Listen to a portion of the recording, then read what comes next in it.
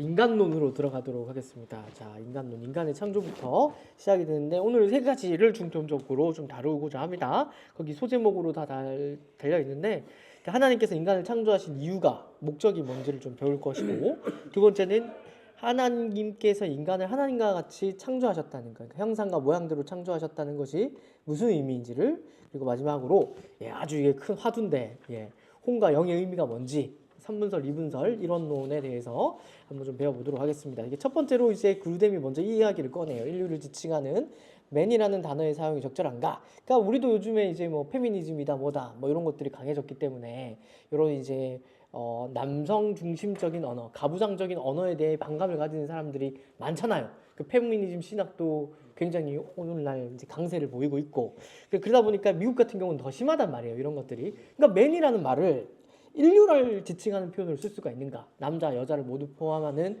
맨이라는 표현으로 쓸 수 있는가를 이제 현대에 논란이 된다고 이야기를 하는 거죠. 근데 이것도 이제 잘 이야기를 해야 되는 것들이 이제 이 미국에서 특히 미국, 유럽에서 이제 이런 것들이 이제 논란이 되는데 여기에 대해서 이제 웬구렘이 충분히 쓸 수 있다라고 얘기를 하는 거죠. 신학적인 근거 또한 있는데 그게 뭐냐면 이제 창세기에 이미 보니까 아담이라는 단어가 인류를 가리키는 표현으로도 쓰였고 남성을 가리키는 표현으로도 쓰였다라고 이제 말하자면 그루뎀이 이야기를 한다는 거죠. 근데 여기서 더 넘어가서 그렇게 하나님께서 언어를 선택해서 쓰신 것 자체가 창조 질서를 반영하는 것이다.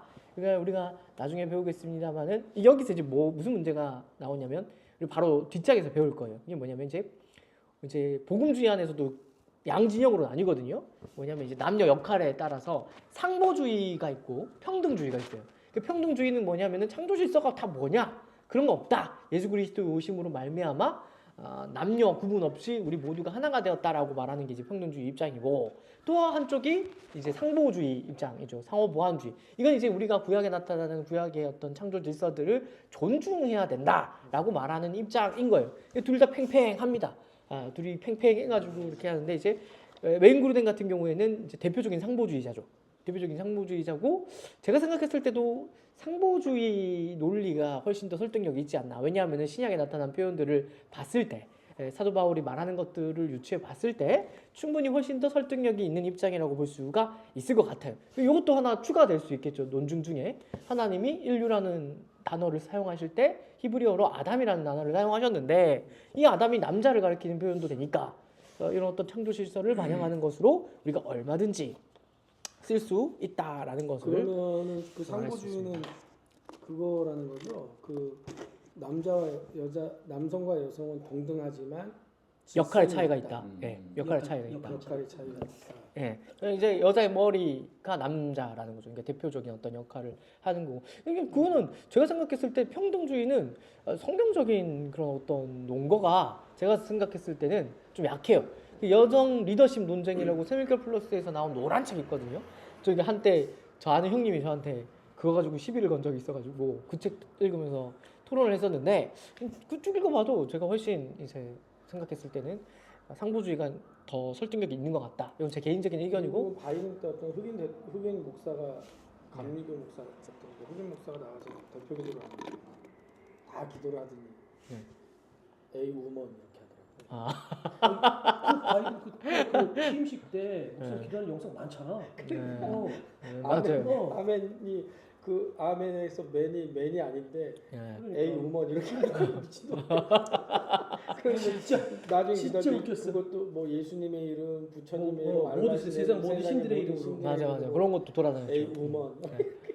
이게 참 혼란스러운 시대예요. 아 진짜 웃기다. 생각해보니까 그거 되게 웃긴 거다. 진짜 골치 아픈 그런 것들이.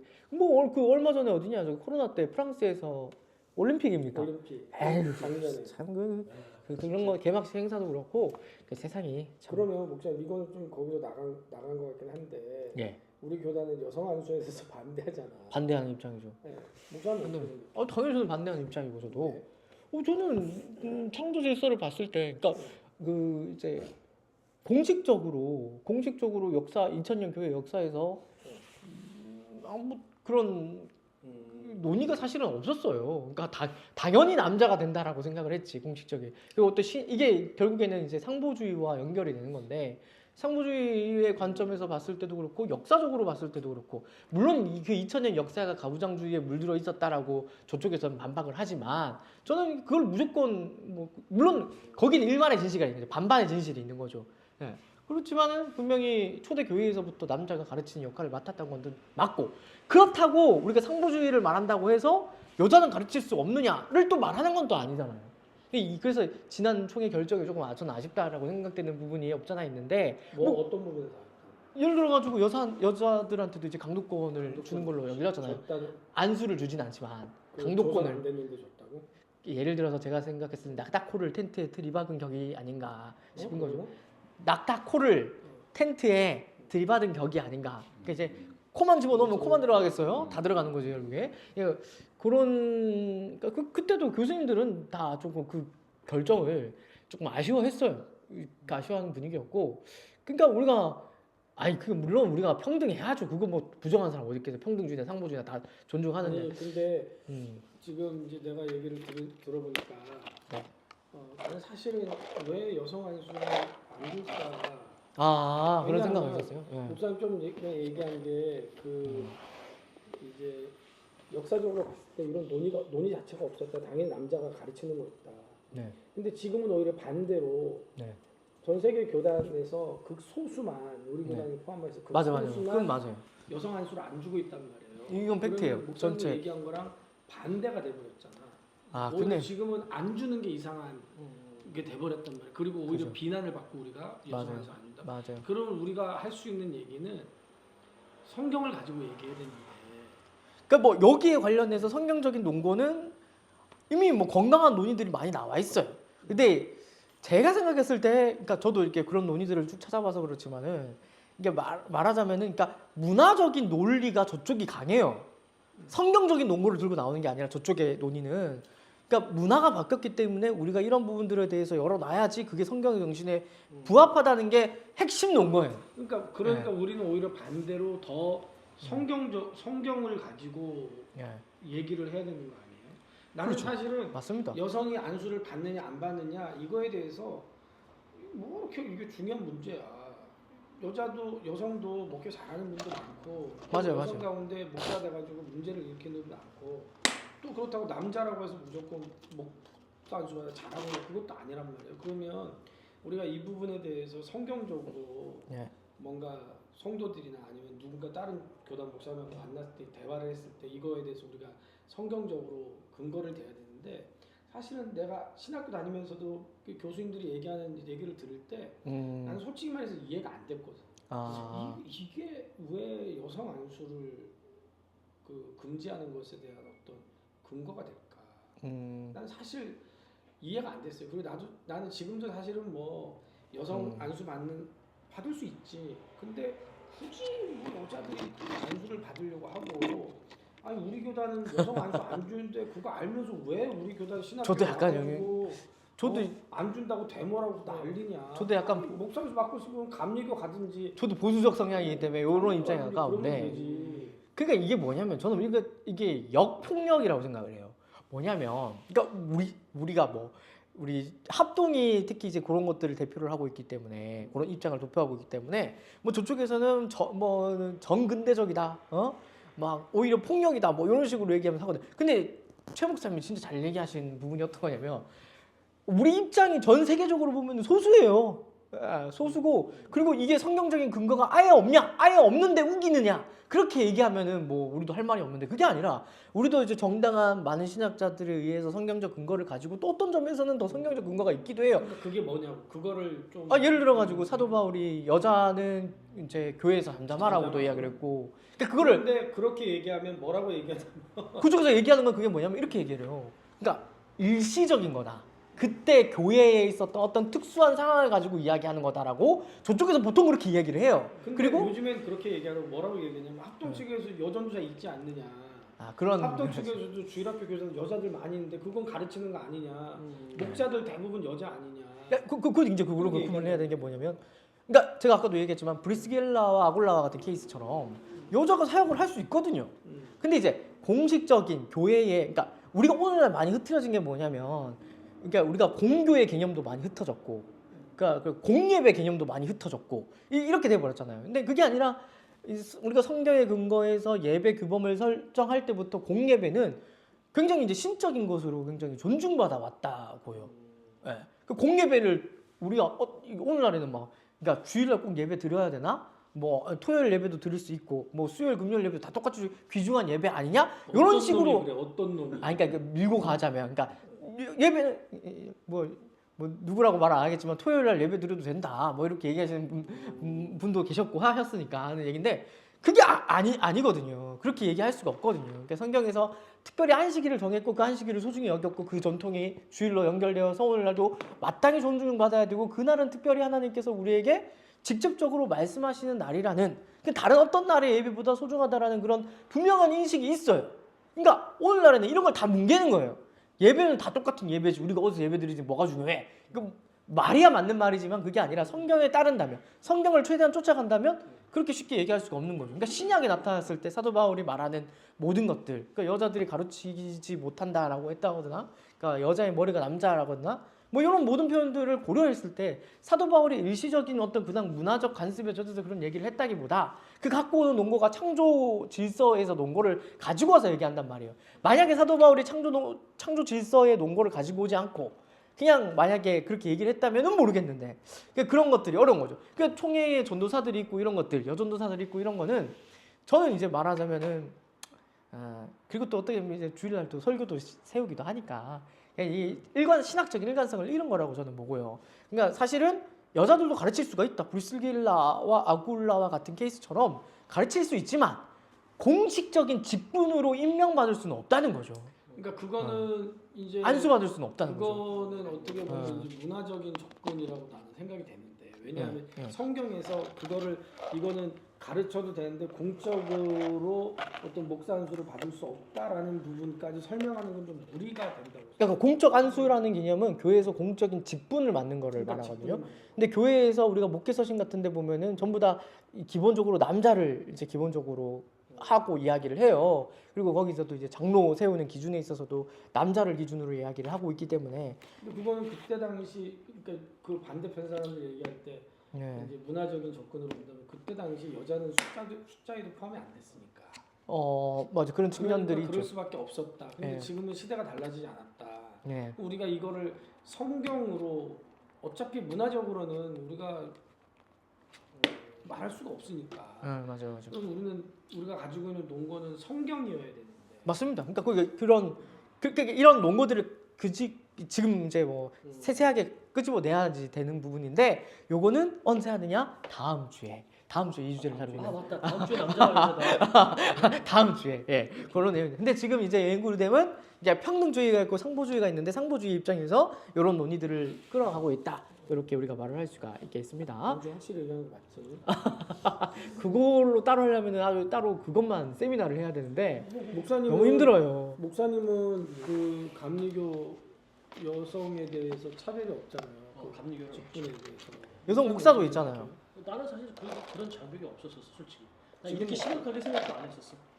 우리 합동만 어떻게 보면 심각해요. 이게 요즘 우리 합동 측에서 젊은 목사가 대부분 이런 생각이 아닐까? 그렇기 때문에 여성에게 강도권을 주는 데까지 나가지 않았을까? 근데 뭐 저도 이제 드는 생각이 어떤 거냐면은, 그러니까 이게 특히 이제 조직 신앙, 그러니까 성경이 있고 그 다음에 역사적으로 어떤 논거들, 조직 신앙과 역사 신앙과 또 긴밀히 같이 가잖아요. 그러니까 이러다 보니까 이게 참 굉장히 보수적이에요. 그러니까 조직 신앙하는 몇 분들이 이제 저도 이제 거기 젖어 있으니까 그렇게 하는 건데, 이렇게 젊은 신학생들은 조금 납득 못하는 경우들을 많이 보죠. 네, 어떤 경우를 왔는데, 근데 저 같은 경우는 논거들을 제 나름대로 많이 찾아봤는데, 왜냐하면 그 형님하고 논쟁하면서 굉장히 좀 나도 좀 진지하게 찾아봤거든요.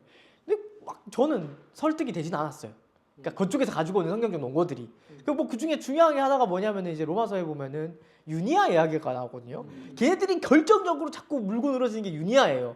유니아가 사도였는데 유니아는 누가 보더라도 이거는 여성 이름이기 때문에 이거 봐라 여성도 사도가 될 수 있었다. 요거 그거 끝까지 물고 늘어지거든요. 근데 이제 유니아라는 이름이 이제 여성 이름이 확실한데 제가 생각했을 때 논란이 되어서 우리 개혁 개정에는 그게 반영이 안 됐거든요. 사도들 중에서 존중받는 자로 번역이 됐어요. 사도 유디아가 아니라. 예. 근데 이제 뭐 저쪽에서는 이거 봐라 신약 성경에도 이미 여성 사도가 있다라고 분명히 얘기를 하는데. 뭔데? 그게 사도라는 말이야? 예, 아포스톨로스인데 유니아가 사도로 번역됐다고? 유니아라는 여자 이름이에요. 유니아는 여자 이름이에요. 누가 봐도 여자 이름이에요. 로마 시대에. 유니아가 근데 사도. 아포스톨로스라고 해가지고 사도라고 이렇게 얘기를 한 거예요.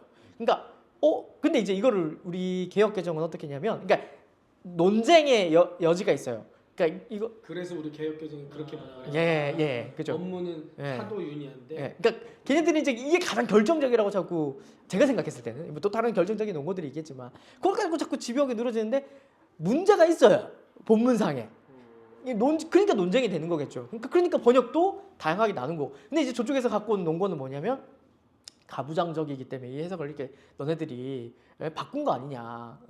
뭐 이렇게 자꾸 얘기를 하는 거고. 근데 그렇게만 얘기할 수가 없는 게 예를 들어서 그러니까 우리가 사도라는 의미도 좁은 의미가 있고 너무 넓은 의미를 쓰잖아요. 그죠? 좁은 의미로 쓸 때는 12제자만 직접적으로 가리키는 거고 그게 아니라 또 넓은 의미로 바나바도 사도였잖아요. 그러니까 넓은 의미로도 사도가 쓰였는데 그런 의미에서 또 아마 유니아가 그런 의미로 쓰여지지 않았을까? 뭐 그런 것들도 있죠. 그러니까 요거는 이제 내가 봤을 때 이제 성경만으로는 타협을 이루기 어렵고. 근데 제가 그리고 남자 이름 여자 이름이 어디 있어? 아유, 내 이름도 누가 보더라도 남자 이름인데 그렇게도 얘기할 수도 있죠. 네. 무슨 지훈이라는 여자의 가수가 있어. 맞아요. 그러니까 그런 게 어디 있어? 그거 가지고는 그러게 신지훈이가 여자. 근데 이제 신지훈. 예, 근데 이제 뭐 그게 중요하죠. 왜냐하면은 그 그리스 로마 시대에는 그 어미를 가지고 남성을 표현하거나 여자를 표현했거든요. 그래서 이게 결정적인 논거가 되는 거야. 그러니까 이게 이름 딱 들으면 이게 남자인지 여자인지 알 수 있게 어미가. 그러니까 예를 들어서 헬라 같은 경우도 오스로 끝나면은 뭐 이렇게 하고 뭐 그런 게 있어요. 그러니까 그 헬라어 배울 때 기억하실지 모르겠는데 오스면은 남성 주어고 그리고 이제 아가 붙으면은 여성 이제 주어가 되는 거. 그런 어미에 따라서 성이 바뀌는 게 있거든요. 그러니까 그런 것들 보고 이야기를 하는 건데, 네, 뭐 그래서 중세에는 그걸 막 어미를 바꾸기도 하고 뭐 그런 일도 있었다고 해요. 그 책 읽어보니까 그런 얘기도 있더라고. 어쨌든 그거는 다음 주에. 네, 좋습니다. 다음 주에 중요하게 살펴보도록 하겠습니다. 어쨌든 요점은 맨이라는 인류를 지칭하는 용어로 사용하는 것이 성경적으로 정당화될 수 있고 신학적으로는 중요한 의미를 가질 수가 있다는 거. 그걸 기억하고 있으면 좋겠습니다. 자, 두 번째로 넘어가겠습니다. 하나님께서 인간을 창조하신 이유가 무엇인가? 뭐 여기 우리 모든 목사님들 너무 잘 알고 있을 것이고 소요리 문답 1문 1답이 이거 다루고 있잖아요. 사람의 제일 되는 목적이 무엇입니까?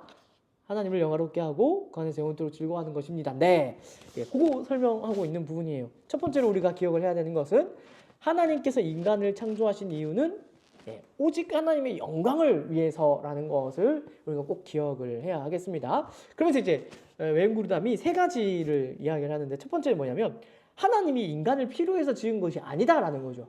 그죠? 하나님이 인간을 필요해서 짓지 않으셨습니다. 뭐 외로우셨다라거나 교제의 필요가 있었다거나 어떤 도움이 필요하셨지 않았을까라거나 그 모든 것들이 우리가 앞에서 다루어온 신론을 기억한다면 그렇게 말할 수 없다는 것을 우리가 알게 되죠. 하나님은 인간을 필요로 하지 않으십니다. 왜요? 삼위일체 내에서 이미 완전한 사랑의 교제를 누리고 계셨기 때문에 하나님의 외롭거나 교제가 필요했기 때문에 인간을 창조하신 것이라고 말할 수가 없다는 거죠. 그리고 하나님은 또 전지전능하시잖아요. 전능하신 분이 말하자면 왜 인간을 어떤 도움이나 필요해서 지었겠어요. 요거 중요한 게 뭐냐면 그 메소포타미아 고대 신화와 우리 창세기의 어떤 그런 신관을 비교했을 때 요게 도드라져요. 메소포타미아의 모든 신들은 전부 다 자신들의 필요 때문에 인간을 짓거든요. 그러니까 홍수 심판 이야기가 창세기에도 나오고 메소포타미아 신화에서도 나오는데 그때 이제 홍수 신화를 왜 일으키냐면은 이제 인간들이 시끄럽게 해서 홍수를 심판을 했대요. 근데 나중에 다시 그 홍수 심판에서 이제 다시 구원해 내잖아요. 그러면서 이제 신들이 그렇게 한 이유가 뭐냐면 인간들로부터 재물을 받아야 자기네들이 배부를 수 있기 때문에 그런 표현들이 나오거든요. 그러니까 그런 메소포타미아의 신관과 우리 기독교의 신관이 이렇게 도드라지게 다르다라는 것을 좀 기억할 필요가 있습니다. 하나님은 완전하신 분이기 때문에 완전히 거룩하시고 완전히 전능하신 분이기 때문에 어떤 부족함 때문에 인간을 창조하신 것이 아니다라는 것을 기억할 필요가 있죠. 그럼에도 불구하고 하나님이 인간을 창조하신 것은 자신의 영광을 위하여. 자, 여기 보면은 내 영광을 위하여 창조한 자, 다 하나님의 영광을 위하여 살아야 한다라고 웨인 그루뎀이 이야기를 하고 있죠. 그러니까 이렇게 생각을 해야 돼요. 그러니까 우리가 이제 그 기독교도 무속 신앙화 될 수 있다는 이야기를 제가 종종 했었는데, 예를 들어서 이런 거죠. 특히 이런 것 균형이 언제 이렇게 깨지는가 하면, 하나님이 우리의 헌신과 봉사와 충성을 요구하신다를 설명할 때 이게 잘못 나가지 않도록 조심을 해야 되는 거죠. 그러니까 하나님은 우리 없이도 일할 수 있거든요. 하나님은 우리 없이도 일할 수 있어요. 왜냐면 그리고 우리의 영광이 필요하지도 않아요. 사실상 이미 그 자체로 영광스럽고 이미 그 자체로 전지전능하신 분이기 때문에. 그럼 그럼에도 불구하고 하나님이 우리에게 헌금을 요구하시고 헌신과 봉사와 충성을 요구하시는 이유가 뭐냐라고 얘기할 때 우리가 콕 집어서 정확하게 이야기해 줘야 되는 게 뭐냐면 우리의 영광을 위해서 그렇게 하신다라고 말을 할 수가 있어야 된다는 거죠. 우리 영광이 아니고 인간? 예. 자, 하나님의 영광 이꼬르 거기 옆에다 적어놓으면 좋은데, 하나님의 영광 이꼬르 우리의 영광이에요. 이걸 제대로 설명하지 못하는 바람에 이제 말하자면은 하나님이 독재자 아니냐 뭐 이런 식으로 또 이야기를, 우리를 영광 받기 위하여 우리를 창조했어? 이렇게 생각하는 경우가 많은데, 하나님의 영광 이꼬르 인간의 영광이에요. 제가 이제 이거를 청소년부 때 중요하게 가르치는 내용인데, 그 소요리 문답 1문 1답 가르치면서 조 목사님도 종종 얘기하시는 그 내용인데, 그러니까 하나님이 어떻게 영광을 받으시는가? 예를 들어서 하나님은 자연 모든 만물을 만드셨잖아요. 그러니까 하나님이 나야가라 폭포도 만드셨거든요. 근데 그럼 그 말인즉슨 하나님이 나야가라 폭포를 통해서도 영광을 받으시기를 원하신다는 걸로 우리가 읽을 수가 있어요. 그 영광을 받는다는 게, 우리가 영광이라는 단어가 너무 종교적인 뉘앙스를 풍기기 때문에 그 의미가 퇴색될 때가 많은데, 영광이라는 건 뭐냐면 이런 거예요. 나야가라 폭포를 우리가 처음 딱 봤을 때 막 물보라 튀기고 거기 무지개 생기고 이런 거 딱 봤을 때 어떤 느낌이 들어요? 못 봤어. 저도 못 봐가지고 그냥 느낌만 얘기하는 거예요. 저도 봤으면 좋겠는데. 봤을 만한 걸 예를 좀 들어봐. 뭐가 있을까요? 뭐 설악산 얘기할까요? 이명호 목사님 많이 봤잖아요. 그랜드 캐니언. 그랜드 캐니언. 그러니까 그랜드 캐니언이나 로키 산맥. 그랜드 캐니언이나 로키 산맥이나 나야가라 폭포를 처음 딱 봤을 때 그때 우리 마음이 어떠죠? 일단 뭐 말로 표현하기가 우와 이렇게 나오잖아요. 그게 영광이거든요, 사실. 기립박수 치는 거. 그게 영광을 돌린다는 말의 의미거든요. 그러니까 이걸 너무 종교적으로 생각할 게 아니라 그렇게 생각을 해야 돼요. 하나님의 자연 만물을 만드셔서 영광을 받으시기를 원한다는 건 자신의 작품을 통해서 우리가 그것을 기뻐하고 감사하고 즐거워하는 것. 그게 바로 영광의 의미인 거죠. 예수님도 그렇게 생각을 해야 되죠. 우리가 예수님을 볼 때 예수님을 통해 하나님께 영광을 올려드린다는 것도 뭐냐면 예수님 안에서 하나님의 사랑이 가장 놀랍고 영광스럽게 나타났기 때문이거든요. 근데 여기서 끝날 게 아니라 성경은 어디까지 밀고 들어가냐면 자연 만물, 예수 그리스도 넘어서 이제는 하나님이 우리에게서도 우리를 빚어내심으로 말미암아 영광 받으시기를 원하신다라는 데까지 우리가 나아가야 된다는 거죠. 여기에 결정적인 성경 구절이 에베소서 2장 10절이죠. 우리는 그가 만드신 바라라고 이렇게 번역이 되어 있는데, 이때 그가 만드신 바라라는 말은 굉장히 밋밋하게 번역이 된 거예요. 예, 마스터피스. 헬라어로는 포이에마인데 출판사도 있어요. 포이에마라는 출판. 걸작품이라는 얘기예요. 작품이라는 얘기예요. 그러니까 우리라는 존재를 통해서 하나님이 영광 받으시기를 원한다라고 생각을 해야 되는 거죠. 그러니까 하나님의 그런 놀라운 사랑이 우리가 영광스러워지는 것을 통해서도 영광받기를 원하시는 것으로 나타난다라고 우리가 말을 할 수가 있습니다. 그래서 여기 내 영광을 위하여 창조한 자가 이제 그 이야기가 되는 거고. 그러면 또 자꾸 질문해서 미안한데, 예. 그 달란트 비유에서 예. 5달란트 남긴 종하고 2달란트 남긴 종을 칭찬하는 내용이 한자도 틀리지 않고 똑같단 말이에요. 네. 그럼 우리가 그거를 설명할 때 물론 달란트 비유는 천국에 관한 비유다라고 얘기하지만, 어떻게 보면은 이제 그거를 잘못 이해하게 되는 성도들은 그러면 뭐 내가 이 땅에서 하나님 앞에 얼마나 했느냐 이거 중요하지 않구나. 얼마나 했느냐? 예. 그러니까 2달란트 남긴 종도 하나님 똑같이 칭찬하고 5달란트 똑같이 칭찬했다면 나도 지금 내가 어쨌든 내 삶에 최선을 다해서 하니까 하나님 뭐 기뻐 받으시지 않겠냐. 그리고 우리가 이제 성도들의 헌신이라든지 이런 걸 이 설교할 때 그걸 이제 잘못 설교하게 되면 예. 성도들이 그렇게 받을 수 있지 않을까. 왜냐하면 내가 전에 성진교회에서 한번 아. 그거 설교를 했는데 지금은 성진교회 나오지 않는데 변호사예요. 그 양반이 설교 끝나고 예배 끝나고 나오면서 나한테 다시 한번 확인하면서 대단한 걸 깨달았다고. 내가 그 얘기를 들으면서 내가 설교 잘못한 거 아니야? 이런 생각이 들더라고. 그래서 이게 하나님의 영광을 위해서다라면 우리가 어쨌든 하나님의 영광은 우리의 영광이기 때문에 우리가 하나님 앞에 정말 최선을 다해서 하나님을 섬겨야 된다. 예, 이렇게 맞습니다. 설명할 수가 있을 텐데 예, 그건 또 그런 본문에 가서는 이게 좀 그러면 5달란트 받은 종과 2달란트 받은 종에 대해서 하나님께서 전혀 차별 없이 칭찬하였다는 것에 대해서는 예. 이걸 또 어떻게 설명해야 될까? 물론 나는 그래서 요즘 뭐라고 설명을 하냐면 5달란트 받은 종한테 5달란트를 맡긴 게 하나님의 은혜고 예. 2달란트 받은 종한테 2달란트를 맡긴 게 하나님의 은혜다.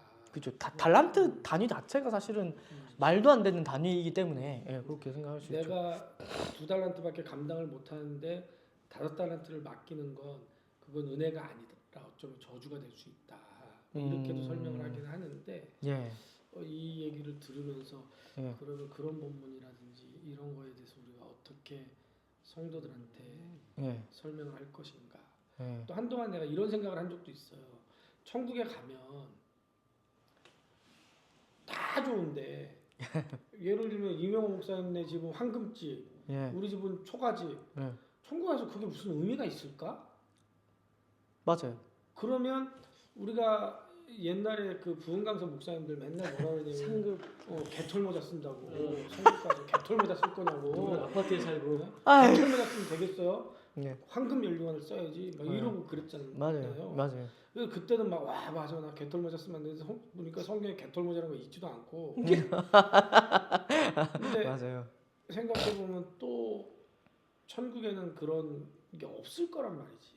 없죠. 그런 게 있다면 천국이 아닐 거야. 근데 맞아요. 예. 성경에 보면은 해의 영광과 달의 영광과 별의 영광이 또 다 다르다고 나오니까. 맞아요. 이런 부분을 어떻게 설명해야 될까? 이게 결국 내가 볼 때는 내가 맞게 생각하는지 모르겠지만 이 땅에서 우리가 하나님을 어떻게 섬기고 믿었느냐에 따라서 지금 우리 인간의 생각에서 보면 천국에서 그런 게 있어야 될 것 같거든. 왜냐하면 없으면 예수님께서도 억울할 것 같아. 상급에 대해서 분명히 그 얘기를 상급 하셨기 말씀도 때문에 이제 그렇게 우리가 마땅히 생각을 할 수가 있는데 제가 뭐 모든 걸 다 아는 건 아니고 지금 이제 준비한 거 위주로 하지만은 이제 제가 아는 선에서 그러니까 요거는 이제 목사님들의 생각이 다를 수 있고 특히 상급 문제 같은 경우에는 의견이 분분해요. 정리된 부분이 없어요. 예, 그래서 상급이 있을 수도 있고 없을 수도 있다가 시장계에서 논쟁이 되고 그러니까 이런 것들은 각자의 어떤 개인적인 견해를 바탕으로 할 수 있다 생각을 해요. 저는 개인적으로는 상급이 있다라고 말하는 게 성경을 좀 더 따르는 것이라고 그게 뭔지는 모르지만 상급이 있다고 말하는 게 이제 훈련에는 맞다라고 저는 생각해요. 예. 나는 상급이 있다라는 알고 있거든요. 근데 이제 문제는 천국에서 상급이 크고 작은 것에 그러니까 천국은 불만족이 없는 곳이니까 그러니까. 큰 상급이 큰 사람은 큰 사람들이니까 내가 적게 받고 많이 상급이 많다 적다 가지고 누군가를 만족하고 비교하는 게 아니라 내가 이것을 받는 은혜에 대해서 감사하고 그 안에서 최고의 만족을 누리는 거다. 그러니까 우리가 누구는 그릇이 크다 작다는 우리의 개념으로 보는 거지. 천국에서는 쉽게 말하면 작은 그릇은 작은 그릇대로 작은 물을 담은 것으로 만족하는 거고 큰 그릇은 큰 그릇에 물을 담은 거로 만족하고 그런 식으로 의미를 해석하거든요. 2달란트 받은 사람은 2달란트 주신 게 은혜고 그렇죠. 그럼 그 사람이 어때요? 아니 나도 지난번에 어떤 책을 한번 읽어보니까 그런 이야기 하더라고요. 그러니까 상급은 분명히 있는데 어떤 사람은 만약에 뭐 10리터짜리 그릇, 20리터짜리 그릇, 30리터짜리 그릇 이런 것처럼 그 그릇에 충만하게 물이 잠겨져 있는 것처럼 그에 대한 충만한 어떤 감사만 있을 뿐이지 예를 들어 저 사람이 더 많이 받았다고 해가지고 비교하면서 뭔가 어떤 상처를 받고 이러지 않는 그렇지. 자기 그릇에 충만한 감사만 넘치는 어떤 그런 부분들이기 때문에 그렇게 이해되지 않겠냐고 그렇게 이야기를 한번 하더라고요. 그러면 이제 이 보니까. 땅에서 이제 성도들이 그래? 그렇게 그게 제 생각에는 요거를 좀 지혜가 필요한 게 상급이 있다고까지 얘기하고 그 상급은 우리가 상상하는 그 이상이 될 거다 이렇게 가는 게 맞는 거예요. 그러니까 로이드 존스 목사님 같은 경우에는 이 상급을 그래서 어떻게 설명하냐면 우리가 봤을 때 그게 그렇게 뭐냐 그러니까 흠모할 만한 거죠. 그게 뭐냐면 그 상급을 뭐라고 생각하냐면 그리스도를 더 가까이에서 보는 그런 걸로 상급을 설명하기도 하고. 웃으면 안 돼요. 여기서 웃으면 안 돼요. 제가 그래서 옛날에 이영걸이 나온 영웅이라는 영화고 그게 나오거든. 아 그래요? 맨 마지막에 이제 진시황 앞에 가요. 이영걸이 예. 진시황 암살하려는 사람을 죽였다고 해서 처음에는 누구를 아. 죽였다니까 뭐 진시황 앞에 뭐 500보 앞에. 진짜. 그러니까 옛날에는 그런 누구를 개념들이 죽였습니다 있었어. 하니까 네. 그러면 200보 앞으로 와라. 아. 그게 굉장히 근데 너무 멋있더라고요. 로이드 존스 목사님은 그렇게 설명하고 존 파이퍼 목사님이 또 다르게 설명하는 거를 내가 어디서 들었는데 그것도 참 신박하게 들었는데 기억이 지금 잘 안 나. 근데 어쨌든 상급이 우리가 이 땅에서 경험하는 어떤 물질적 상급 차등은 거의 뭐 인정되지 않고요. 그러니까 부흥사 목사님들이 뭐 황금집, 뭐 개털모자 이런 것들은 사실 이제 말하자면은 그러니까 나도 그래서 처음에는 그렇게 가르쳐 상급이 있다고 얘기하는데 천국 가면 그런 게 그렇게 의미가 있겠습니까? 그렇죠. 다 좋은데. 예. 근데 성경을 보니까 분명히 상급이 있다고 말씀하지만 또 아까 얘기한 해의 영광이 다르고 달의 영광이 다르고 뭐 별의 영광이 다르고 그러니까 분명히 차등이 있더라고요. 그래서 요즘에는 천국 가면 상급이 다르다. 예. 우리가 이 땅에서 어떻게 살았느냐에 따라서 그렇기 때문에 하나님이 이 땅에서 장수의 복을 주신 거다. 이렇게 가르치는데 그래도 여전히 누군가가 나한테 그러면 뭐가 어떻게 달라 이렇게 물어볼까 겁나는 거지.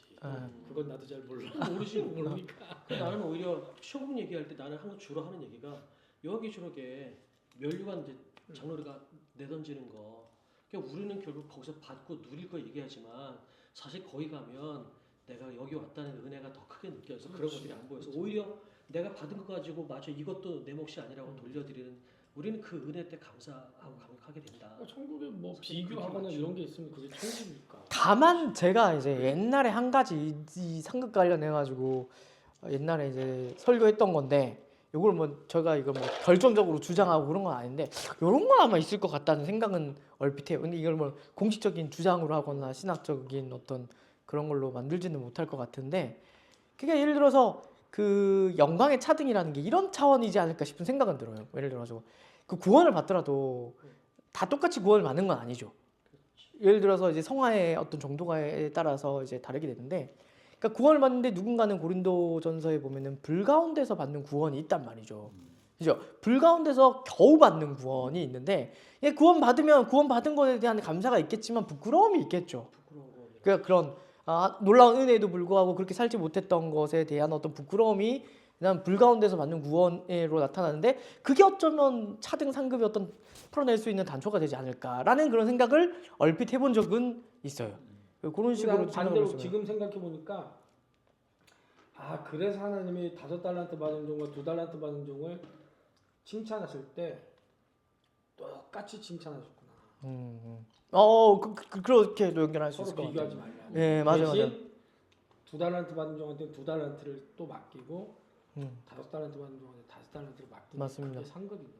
네, 그렇게도 연결 지을 수 있겠다 싶어요. 그러니까 그렇게 연결 지을 수 있다 싶어요. 나는 이제 오히려 그 달란트 비유에서 나는 오히려 하나님이 공평하시냐라는 논지를 그거 가지고 나는 보통 풀거든요. 그러니까 나는 우리가 이 세상에서 누리는 거 보면 다 불공평하지 않냐. 그러니까 엄밀히 말하면 거기에 대한 불공평하다. 하나님은 누구는 2달란트, 누구는 5달란트 주는 게 다르다. 근데 하나님이 공평하시다고 할 수 있는 이유는 2달란트 준 사람에게는 2달란트를 요구하시는 하나님이기 때문에 이게 이런 차원에서 나는 하나님이 공평하시다는 논지를 이야기하고 그래서 그 본문 가지고 나는 오히려 하나님이 어떤 분이신지 약간 마지막에 1달란트 남은 사람이 벌 받는 이유가 뭐냐 주인을 똑바로 모르는 하나님을 어떻게 아느냐에 따라서 나는 그 부분에 나는 더 포커스를 맞추고 설교를 할 때가 맞습니다. 네. 근데 어쨌든 요지는 우리가 차등 상급을 저도 얘기해야 된다고 보는 입장이기 때문에 차등 상급을 통해서 성도들이 거룩에 열심을 낼 수 있도록 만드는 거는 성경적인 그런 흐름이라고 생각을 해서 그런 것들을 얘기해 주면 좋겠다 싶습니다. 알미니안주의처럼 가르쳐요? 아니요, 그건 알미니언주의가 아닙니다. 그러니까 예를 들어서 알미니언주의와 칼빈주의를 가르는 지점이 뭐냐면 그렇게 해야만 구원 받느냐? 그렇지. 그렇게 해야만 구원 받는다고 가르치는 게 아르미니스주의고 그렇게 안 해도 구원 받는다고 말하는 게 우리가 알미니안주의는 그렇게 가르쳐. 그렇게 해야 구원 받는다. 예.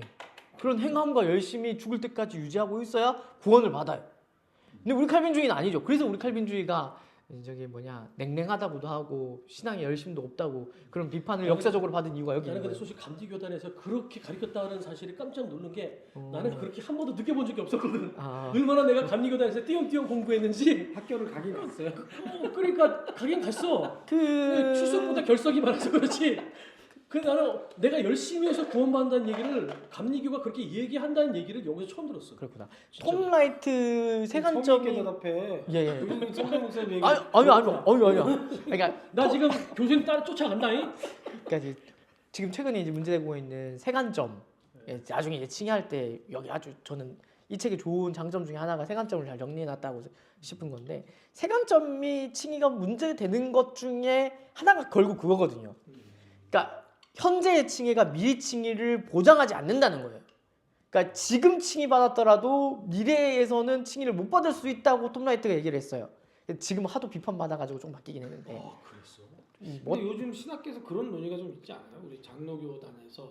왜냐하면 진짜 그런 문제가 있기 때문에 그런 문제. 성도들이 그러니까 예. 우리 칼빈주의자들이 너무 한 번 구원받으면 끝까지 한 번 구원 영원한 구원. 그 문제는 뭐 늘 있었죠. 김세현 박사님도 계속 그거 이제 유보적 칭의론 관련해 가지고 이야기를 하고 이 김세현 박사님 같은 경우는 오락가락 왔다 갔다 해서 판단하기가 쉽지는 김수현 않고 박사는 뭐라고 이야기하는? 유보적 칭의론 때문에 비판을 많이 받았죠. 그러니까 거기 똑같아. 톰라이트랑 강도가 조금 다르다고 우리 보수 완전 보수 쪽에서는 그렇게 얘기를 하는데 그게 이제 아니다라는 거죠. 그게 무슨 얘기냐면, 그러니까 우리 칼빈주의가 예정과 작정을 통해서 한 번 구원, 영원 구원을 얘기한다는 것은, 그러니까 그 하나님의 차원에서 이제 그렇다는 거잖아요.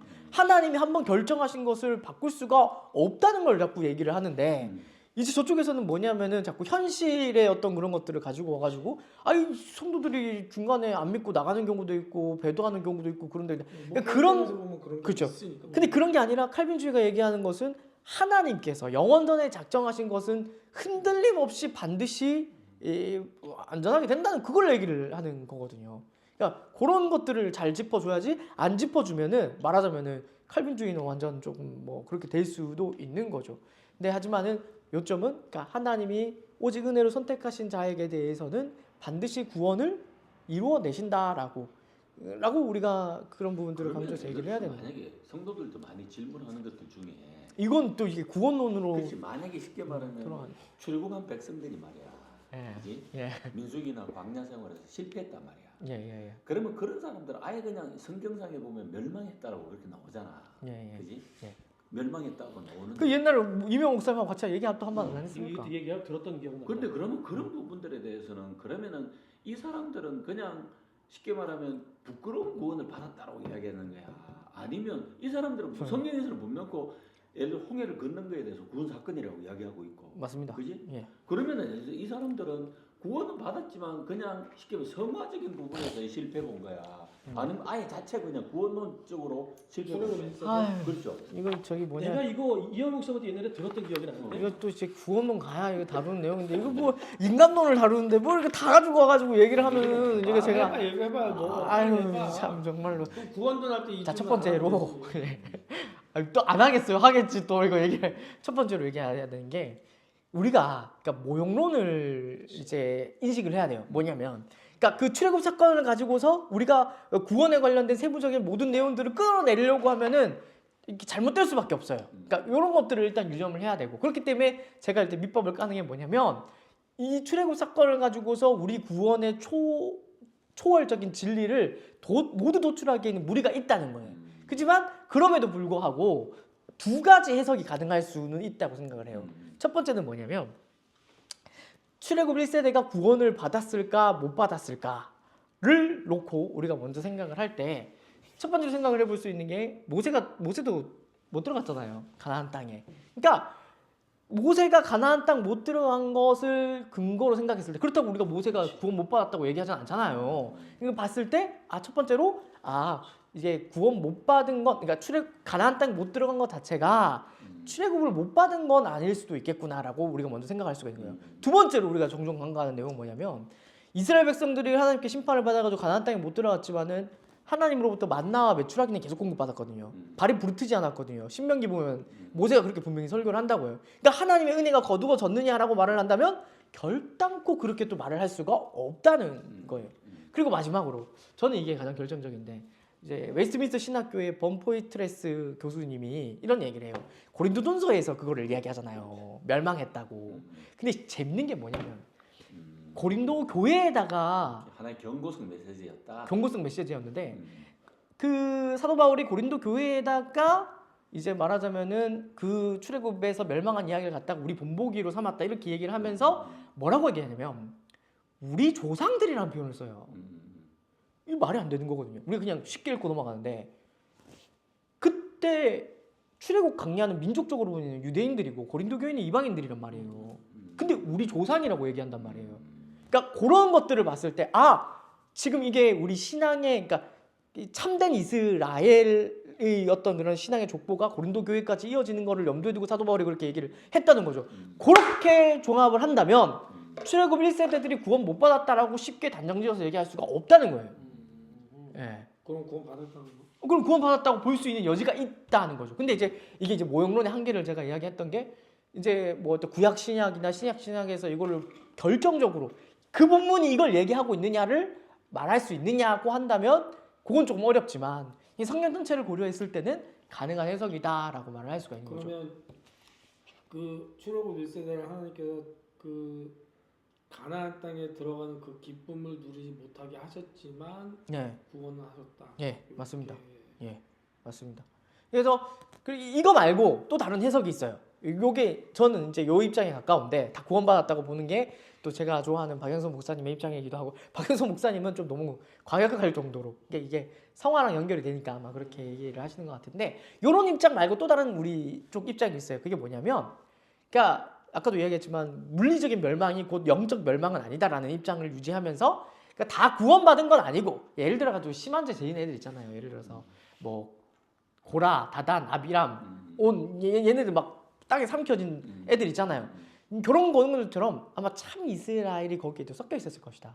그러니까 참된 이스라엘과 거짓된 이스라엘이 섞여 있었을 것이다. 거기서 이제 참된 이스라엘은 구원을 받고 참된 이스라엘이 아닌 택함받지 않은 백성은 그렇게 됐을 거다라고 보는 입장이 있죠. 그러니까 요거 두 개 중에 하나인데 저는 사실 이제 전자의 입장에 가깝고 그렇게 말하는 것이 저는 이제 아무래도 이제 조직 신학을 하니까 신학적으로는 좀 더 균형이 잡혀 있는 견해다라고 생각해요. 근데 이제 성경 신학 하시는 분들한테는 이게 굉장히 거칠게 느껴지지. 본문에서 그걸 어떻게 그렇게 쉽게 해낼 수 있냐. 근데 저는 그렇게 생각을 한다. 이렇게 사이좋게 말씀. 좀 지내. 네, 사이좋게 좀 지내야 되는데 저는 아니면 좀 문제가. 지금 내 7페이지 준비했는데 이거 언제 넘어가냐 이거. 나 오늘은 정말 금방 끝날 줄 알았어. 아니 그냥 나 금방 끝내고 싶은 생각인데 이게 자꾸 이게. 빨리 해요. 왜 이렇게 자꾸 시간을 끌어? 예, 어쨌든 하나님은 인간을 필요로 하지 않지만 자신의 영광을 위해 창조했다는 거. 아까 했잖아. 예, 그래서 정리 다시 한번 까먹으셨을 것 같아요.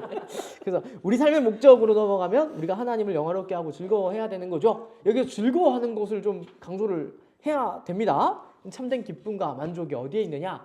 우리가 세상 사람들이 봤을 때는 자꾸 세상에 있는 것처럼 얘기를 하지만 결코 그렇지 않다. 거기에는 공허한 만족과 기쁨만 있을 뿐이다. 이런 부분들을 좀 강조할 필요가 있어요.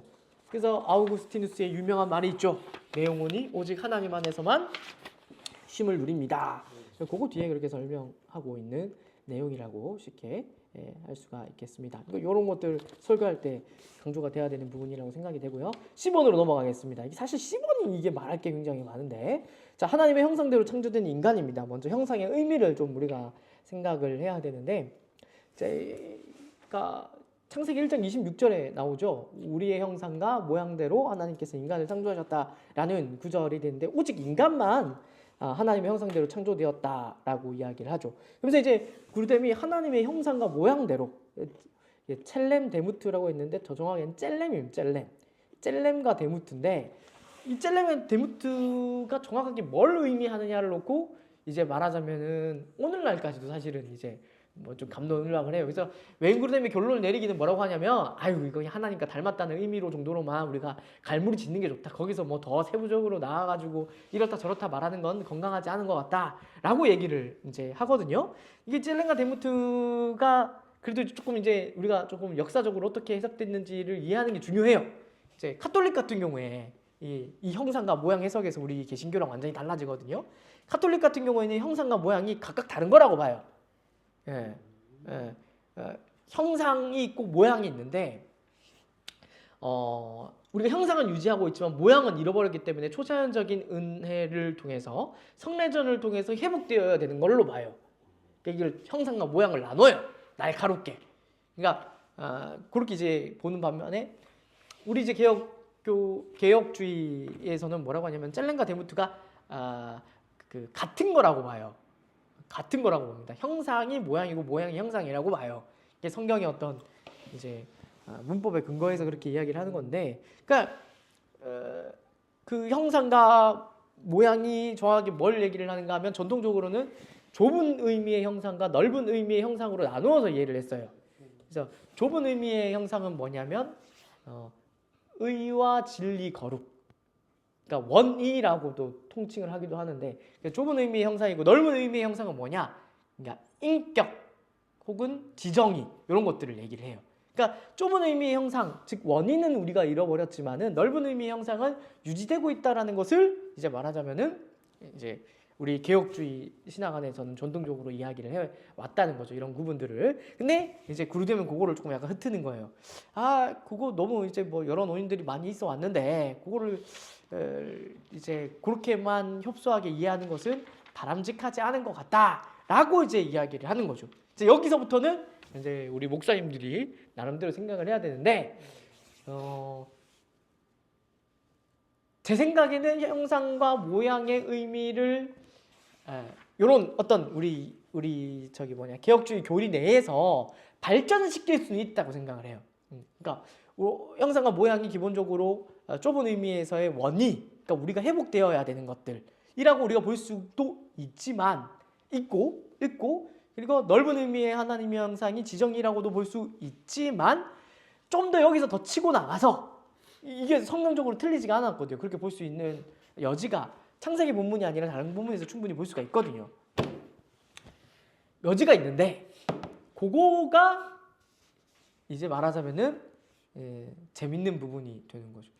이제 보이지 않는 세계에서 이제 주로 얘기하는 게 뭐냐면 대리 통치자라는 의미를 가지고 있다고 해요. 형상과 모양을 따라한. 이게 뭐냐면 이제 고대 근동 연구를 통해서 나온 건데, 고대 근동에 하나님의 아들이라는 표현이 굉장히 많이 쓰였어요. 예를 들어서 이집트의 파라오 있잖아요. 파라오가 이름이 아니라 직분이잖아요. 왕 대신 쓰이는 이름이 파라오인데, 이게 파라오가 늘 이제 자기 자신을 소개할 때 뭐라고 소개를 하냐면 태양신 라의 아들이라고 얘기를 하거든요. 태양신 라의 아들이라고 이야기하는데, 그게 이 태양신 라의 아들이라고 하니까 우리가 봤을 때는 다른 그게 있나 보는데, 정확하게 그걸 뭐라고 하냐면 하나님의 아들이라고 해요. 하나님의 아들이라는 표현을 써요.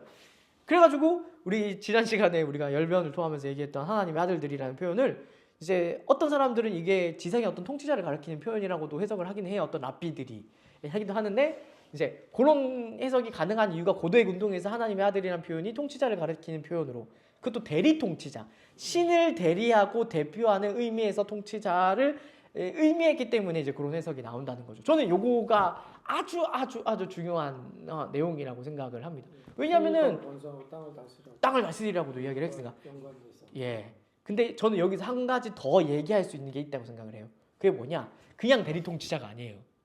그냥 대리 통치자가 아니라 아들 된 대리 통치자예요. 예. 그 뭐 하나님의 아들이라는 게, 그러니까 요건 커요. 왜냐하면 조직 신학에서 이제 나중에 우리가 양자됨에 대해서도 다루게 될 건데, 이게 그냥 긴밀하게 연결돼 있어요. 그냥 통치자가 아니라, 그냥 대리 통치자가 아니라 하나님의 아들로서 이 땅을 통치하는 존재로 우리가 지음받았다는 것을 형상과 모양대로라는 말로 설명을 하고 있다는 거죠. 그러니까 고대 운동에서 왕들이 전쟁을 할 때 정복을 하면 그 땅에 자기 형상으로 된 동상을 뒀거든요. 그것도 우리가 그런 맥락에서 생각을 해볼 수가 있는 부분들이 있는 거죠. 그리고 이게 이제 신약에서 이제 예수 그리스도가 보이지 아니하는 하나님의 형상이라는 표현으로 등장을 하잖아요. 그러면서 또 뭐라고 얘기하냐면 우리가 그 아들의 형상을 따라, 로마서 8장에 보면은 그 형상을 닮아야 된다고도 이야기를 하거든요. 예. 이를 위해서 우리를 창조했다고도 구원했다고도 말을 하거든요. 그러니까 이런 어떤 흐름을 우리가 잘 봐야죠. 그러니까 예수 그리스도라는 것이, 그리스도가 사실은 왕적인 의미를 가지고 있잖아요. 물론 기름 부음 받은 자로서 제사장의 의미와 선지자의 의미도 같이 담고 있지만, 그러니까 왕의 의미가 사실은 더 크잖아요. 왕의 의미가 더 큰데 우리 또한 요한계시록에 보면 나중에 무슨 노릇한다고 되어 있죠? 왕노릇하리라라고 되어 있잖아요. 그러니까 이런 이 형상의 의미가 이렇게 일관되게 성경 전체에서 흘러간다라는 것을 우리가 좀 기억을 할 필요가 있습니다. 그러니까 왕 같은 제사장, 그러니까 우리가 그리스도와 같은 존재가 되는 것이 성경이 우리에게 궁극적으로 요구하는 것이고 하나님이 우리에게 궁극적으로 목적하시는 것이라는 것을 우리가 이 형상의 논의를 통해서 좀 정확하게 이해할 필요가 있다라는 거죠. 하나님의 아들로서 이 세상을 통치하는 대리통치자로 우리가 형상의 의미를, 모양의 의미를 그렇게 이제 말을 할 수가 있겠습니다. 우리하고 이렇게 가르치면서 니가 공부 많이 되겠다. 제가 뭐 허투루 뭐 준비해서 오는 거 진짜 아닙니다. 이거 정리한 거 있잖아. 예. 목사님들한테 좀 이거는 그건 안 됩니다. 이건 제가 네가 최고 혜택 많이 받겠더니. 그러긴 한데 우리한테 돈을 내. 그렇게 신박한데? 그게 이 패러다임 전환이다. 그게 돈을 내고 그렇게 강의한다. 되나? 그래서 제가 지갑 또 꺼내는 거야? 자꾸 책을 제가 추천해서 죄송한데 저는 이 책이 참 재밌습니다. 뭔데? 이 존 페스코라고 이 조직 신학 이거 외국영 아카데미에서 어떤 분이 하셨더만. 이양 목사님이 제가 추천해서 진짜 너무 놀랐잖아. 근데 샀어요. 이 책 진짜 재밌어요. 유영 목사님이 추천한 책이라니까 갑자기 확 흥미가 떠. 나도 안 살라고 그랬거든. 보이지 않는 너무 세계, 좋다고 그래서 샀어 내가. 보이지 않는 세계보다 훨씬 견실하면서 심지어 조직 신학적으로도 잘 잡혀 있고. 보자. 저는 이거 저기 이건 다 무슨 내용인데? 목사님 알았다. 나 이 책 가져가니까 생각났어. 목사님 빨리 저한테 책 갖다 주세요 이거. 내가 분명히 내가 빌려주면서도 얘기를 했는데 왜 안 갖다 주는 거예요 도대체? 정말. 책은 빌려주면 안 돼. 하여튼 제가 안 될 것 같은데 그러면서 내가 절판된 거니까 꼭 갖다 주세요 했는데 이렇게 꿀꺽을 하고. 절반은 됐던데. 그거 저기 뭐냐 저기 백투더 예루살렘 절판됐어요. 그래서 내가 그렇게 갖다 달라고 얘기를 했는데 요 책 재밌어요. 요거는 성도님들하고 다루면은 되게 좋을 것 같은 아주 좋은 책. 이용희 목사님 이런 책을 한단 말이야. 그래서 뭐야? 내가 그때 전 목사님한테 그렇게 얘기했어요. 얘기했잖아. 그 책을 한다고요? 그랬을 거예요. 근데 이 책 재밌어요. 이 책 되게 재밌어요. 되게 재밌고 심지어 신학적으로도 건전한 내용들이 아주 많다라는 말씀을 드립니다. 그래서 하나 가져와 봤어요. 제가 옛날에 재밌게 읽었던. 이영 목사님 어쩌다가 이렇게 그런 일이 나는 이게 제일 그 하나님의 형상에 대해서 이게 제일 잘 설명한다고 생각해. 네, 맞아요. 대리통치자. 맞습니다. 대리통치자. 그 다니엘 그 누먼의 사람이 그 자기 형상을 세워가지고 맞아요. 고대 근동의 그 넓은 지역을 다스리려면 네, 그 왕의 형상을 곳곳 세워가지고 맞습니다. 그리고 그 하나님의 아들이라고 예, 자기를 그렇게 칭할 수밖에 없었던 것과 예, 또 창세기에서 하나님께서 그렇게 한 거 예, 관련해서 맞습니다. 하나님의 대리 통치자로서의 하나님의 형상을 그 설명하는 게 그 제일 그렇지 않아. 사도 바울이 분명히 얘기하거든요. 그 우리가 나중에 천사들도 심판한다고. 천사들을 심판한다는 내용들도 있고 요한계시록에 왕노릇하리라. 그리고 우리가 나라를 봤잖아요. 또 그러니까 그런 부분들을 우리가 좀 잘 생각하면서 좀 하면 좋을 것 같습니다. 포지멘터리 창세기인가 거기에 그게 나와 있더라고. 재밌더라고. 최 목사님도 책 참 많이 읽으시네요. 그러니까 최 목사님 나는 형상이 어떻게 봐? 의외로 저걸 읽어. 의외로 공부를. 의외로 되게 이상하게 기분이 나쁘다. 아니, 나도 학교 다닐 때 출석 일수 계산해가면서 빠지고 학교 다니는데 내가 가만히 보니까 내가 공부 제일 열심히 한 것 같아. 이 중에서 거의 탑인데 뭐. 얘는 그때는 뭐 수업을 안 했다니까. 나는 장학금 받으면서 다녔거든. 아버지한테. 가정 장학금이라고. 나는 모든 대학을 뒷문으로 만들었기 때문에 나는 어떻게 해서 할 말이 없는 괜찮습니다. 그렇구나 이거 그거 말고 인생을 지운다. 아니야. 자, 아니야. 아이고 니는 장학금 받은 게 아니래. 참. 이현명 목사님은 사모님 장학금. 예, 사모님 장학금 저는 다녔습니다. 그래서 하나님의 형상의 의미가 그런 의미라는 것만 좀 알고 있으면, 그러니까 유두리 있게 우리가 생각할 수 있는 부분이 있다는 거예요. 그러니까 합의되는 견해가 없다. 그래서 타락 이후 하나님의 형상의 의미, 타락 이후에도 하나님의 형상이 여전히 유지가 됐다는 걸 기억을 해야 됩니다. 창세기 9장 6절이나 야고보서 3장 9절에 보면은 하나님의 형상대로 지음받았기 때문에 살인을 금지하죠. 그런 내용들을 기억해서 하나님의 형상이 여전히 유지가 되고 있다. 하지만 심각하게 훼손됐다라는 거. 그건 맞는 거죠. 이제 타락으로. 타락했다라는 거죠. 그래서 그걸 이제 우리 개혁주의 보통 일반적으로는 좁은 의미에서의 하나님의 형상을 잃어버렸다. 그러니까 원인의 상실. 그 원의가 상실됐다는 거죠. 의와 거룩과 진리를 잃어버렸다. 뭐 이렇게 설명을 하는데 그런 부분들이 분명히 있죠. 죄로 오염되고 근데 죄의 책임을 우리가 물려받게 되었죠. 전적인 부패 얘기하면서 지정의까지 완전히 부패했다고 그러잖아요. 맞아요. 지정의까지 완전히 그러면 부패한 좁은 거죠. 의미뿐만 아니라 넓은 의미의 오염된 형상도 오염됐다는 예. 거죠. 그러니까 아니 둘 다 원인 아예 상실을 한 거고 그 원인 상실이고 원인 상실됐고 넓은 의미는 우리는 오염이 오염이 되었죠. 죄오염, 죄책 이렇게 두 가지로 설명을 하는데 예, 이런 것들도 잘 원인은 상실됐고 예, 원인의 상실이라고 보통 표현을 하죠. 이거는 뭐라고? 오염되었죠. 인격은 오염됐다. 예, 근데 이렇게 날카롭게 나누기보다는 그러니까 이게 약간 이게 유기적이다라고 생각을 해야 돼요. 그렇게 날카롭게 나누는 건 카톨릭이에요. 카톨릭이고 우리는 이걸 뭐 완전히 날카롭게 좁은 의미가 이렇게 딱 있고 넓은 의미는 이렇게 뭐 각 분리되어서 존재하는 게 아니라 유기적인 의미에서 전적 타락과 부패를 얘기한다는 거를 좀 기억할 필요가 있겠습니다. 그래서 그렇습니다. 예, 그 타락 이후에도 여전히 하나님의 형상이기 때문에 뭐다. 왜요? 괜찮네. 요거 하여튼 좀. 왜 그래요, 목사님? 아니 이렇게 하는 거를 유튜브에 올리시라고. 요거 올릴게. 네, 요거 올릴게. 고발 영상, 꼼수 부리시는 거 이런 거. 고발 영상. 네, 오늘 영상 제목은 꼼수 이명호. 책을 가방에 넣으려고 하는 거. 까지. 영상이 조금씩 찍혔기 때문에 목사님이 제일 많이 찍혔다. 꼼수 이명호. 알았어. 어쨌든 그래서 완전한 하나님의 형상은 미래에 회복이 된다는 것을 우리가 기억을 할 수가 있어야 됩니다. 그러니까 예수 그리스도에 의하여 예수 그리스도를 믿음으로 말미암아 우리 형상을 회복하는 것이 우리 신앙생활의 요점이고 본질이라고 할 수가 있겠죠. 그리고 회복되는 것을 우리가 성화라고 이야기를 해요. 구원론에서 그렇게 이야기를 합니다. 성화의 과정이 끝나면 여기서 이제 재림을 통해서 영화의 단계까지 이르게 된다는 것을 기억하면 좋겠습니다. 세 번째 단락에서는 이제 그리스도 안에서의 구원, 하나님의 형상의 점진적 회복. 이거 딱 옆에 뭘 써야 되겠습니까?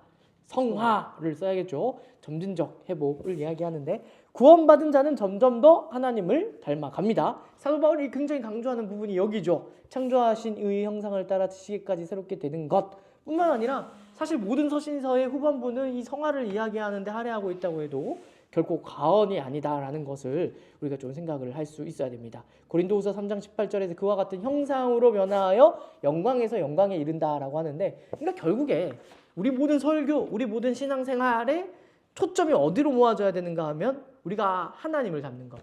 그래서 마태복음의 산상수훈도 너희 아버지의 온전하심 같이 온전하라. 그리고 누가복음은 너희 아버지의 자비로우심 같이 자비로운 자가 되라. 이런 말씀을 우리 주님께서 하시잖아요.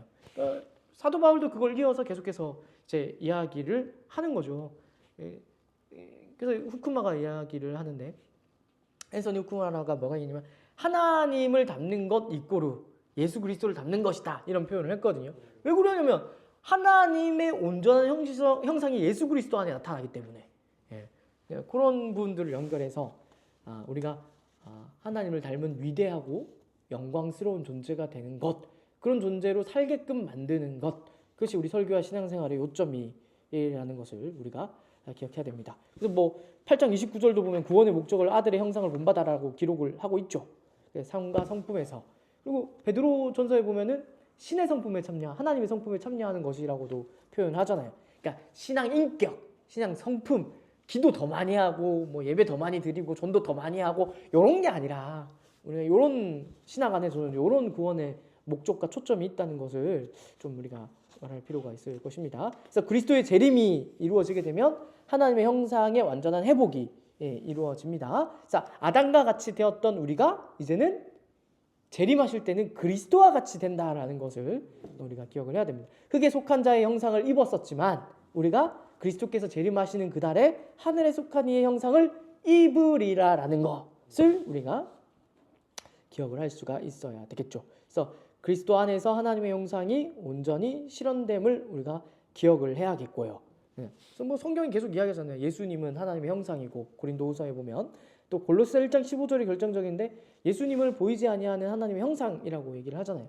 그러니까 그런 것들이 우리 신앙생활의 목적이 돼야 된다는 것을 기억해야 되고 우리 구원의 목적이라는 그런 정면에서 제가 정말 말씀드리고 싶은 게 뭐냐면 너무 십자가만 얘기하면 안 된다는 거를 좀 말씀드립니다. 너무 예수 그리스도의 십자가 보혈 그 은혜로 구원받은 것 아무리 강조해도 사실 지나치지 않지만 박영선 목사님이 이런 얘기하는데 십자가에서 교회로까지 나아가야 된다라고 말을 해요. 그러니까 구원받은 데에서 머물러 있는 것이 아니라 이제는 예수 그리스도의 형상을 담는 자리로 살아갈 수 있게끔 우리 교회의 어떤 그런 역할들을 해야 된다고 이야기를 하거든요. 그러니까 그 은혜를 가지고 꽁꽁 싸매고 살아가는 게 아니라 그 은혜를 가지고서 하나님을 사랑하고 이웃을 사랑하는 자리에까지 나아갈 수 있어야 그게 이제 말하자면 균형 잡힌 신앙이라고 우리가 말을 할 수가 있다라는 거죠. 예, 그런 부분들이 있습니다. 그리고 자 다음 단락으로 넘어가면 이제 인간이 하나님을 닮은 측면이 네 가지 있다라고 설명을 합니다. 도덕적 측면이 있고 영적인 측면이 있고 정신적 측면이 있고 관계적 측면이 있는데 요거는 그냥 한번 읽어보면 될 것 같아요. 그게 어려운 내용들이 아니어서 자 하나님의 형상을 지닌 인간의 위대한 존엄성이 있습니다. 이거 이렇게 많이 써놓고 그냥 넘어가도 된다고? 예, 괜찮습니다. 예, 이거 이런 내용들이 쭉 한번 일반 교과서적인 내용이어가지고 가르치기 쉬운 거 아니에요? 절대 그렇지 않습니다. 한번 한번 설명 간단하게 할까요? 예, 아니 한번 읽어보면 돼요. 그러니까 도덕적인 측면이 있고 영적인 측면이 있고 정신적 측면이 있고 관계적 측면이 있다는 건데 한번 읽어보면은 다 이해할 수 있는 내용들이라 생각이 들어서 그래서 결론은 인간이 도덕적, 영적, 정신적, 관계적 측면에서 하나님을 닮았고 이런 모든 것들을 봤을 때 피조물과는 하여튼 다르다는 거죠. 창조의 절정으로서 우리 인간이 지어졌다는 것을 기억할 필요가 있다라는 이야기를 합니다. 그 논의가 이제 그 다음 단락에서 그대로 이어지는 거예요. 자신의 형상을 따라 인간을 창조했다는 것은 인간의 탁월함과 존엄성을 의미한다는 것을 우리가 꼭 유념할 수가 있어야겠죠. 그러니까 하나님이 자연 만물을 통해서도 영광 받으신다고 아까 이야기를 했는데 다시 한 번 더 말씀드리지만 우리를 통해서 영광 받으시기를 가장 기뻐하신다. 세상 사람들이 딱 우리 예수 믿는 사람들을 봤을 때 야, 저 인간 어떻게 저럴 수가 있지라는 그런 탄상이 나올 때 하나님이 가장 크게 영광 받으시고 기뻐하신다라는 것을 우리가 교회에서 이제 말하자면 가르쳐 수가 있어야겠죠. 인간이 죄, 질병, 연약함, 노화, 장애를 가졌다고 해도 하나님의 형상을 소유한 존귀한 존재라는 사실이 변하지 않는다는 것을 우리가 오직 기독교에서만 말할 수 있어요. 그냥 세상에서는 이제 이게 왜 이걸 왜 강조하는가 하면 기독교 윤리랑 직접적으로 연결되는 내용이기 때문에 그래요. 그러니까 인간이 인간으로 태어난 이상 그 하나님의 형상을 담지하고 있는 것으로 우리가 봐야 되고 그 사실만으로 마땅히 존중받아야 된다고 웨인그루님이 힘주어서 이야기를 해요. 웨인그루님이 기독교 윤리학이라는 책도 썼는데 상중하로 나왔는데 거기 보면 이제 낙태 문제가 나온단 말이에요. 그래서 낙태를 해야 된다. 여성의 인권을 위해 낙태를 해야 된다고 자꾸 주장을 하는데 여기서 이제 문제가 되는 건 뭐냐면 도대체 몇 주여야 이제 이걸 인간이라고 볼 수 있는가를 이제 말하자면 막 이렇게 논의를 막 하거든요. 이제 그런 논의 이렇게 이야기하면서 웨인그루님이 강렬하게 강조하는 내용이 뭐냐면은 그러니까 수정된 이후부터 이미 하나님께서 생명을 주신 인간으로 봐야 되고 인간이기 때문에 마땅히 인간으로서 존중받아야 된다는 것을 이야기한다라는 거죠. 그러니까 그러면 낙태에 대해서 낙태 강간을 당해서 예. 정말 이게 극단적인 논리고 거기서 늘 이제 나오는 건 지난번에 한번 얘기했던 것 같아요. 이거 얘기하셔가지고 그죠?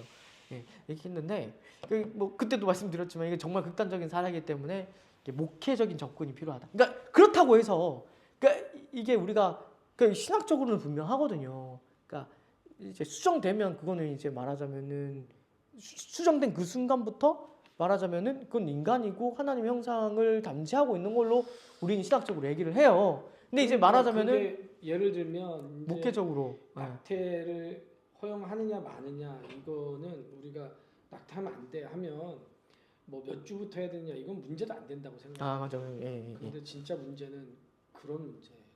맞아요. 원치 않는 임신을 했을 때, 그러니까 부부가 이렇게 그 정상적인 관계 안에서 원치 않는 임신을 했을 때 우리가 목회적으로 아이 낳아야 된다 이렇게 얘기할 수 있지만 좀 정말 그 여성과 그 가정에 있어서 정말 끔찍한 일을 당했을 때 그렇게 하면 우리가 목회적으로 과연 애 낳아야 돼요 이렇게 말할 수 있을까?